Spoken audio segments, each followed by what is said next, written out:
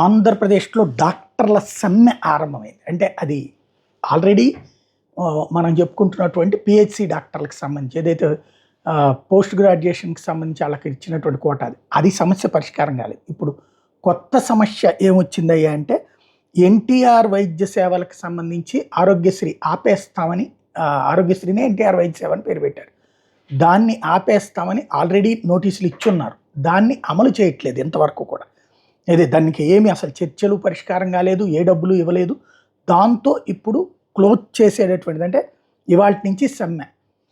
వాళ్ళు అనేది బకాయిలు చెల్లించమని. జగన్ టైంలో 2,500 కోట్ల బకాయిలు ఉన్నాయి, అది కొంచెం కొంచెం తీరుస్తున్నామని మంత్రి సత్యకుమార్ యాదవ్ చెప్తున్నారు. చంద్రబాబు గారి టైంలో 2,750 కోట్లు అప్పు పెట్టిపోతే జగన్ వచ్చి తీర్చుకొచ్చాడు.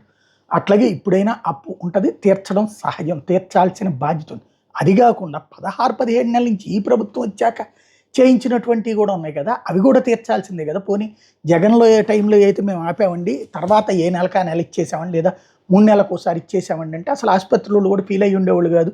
దీన్ని కూడా దశల వారికి ఇవ్వండి సార్ అనేవాళ్ళు. ఇంకొకటి, భవిష్యత్తులో ఆరోగ్యశ్రీ లేదు అన్నటువంటిది తేలిపోయింది.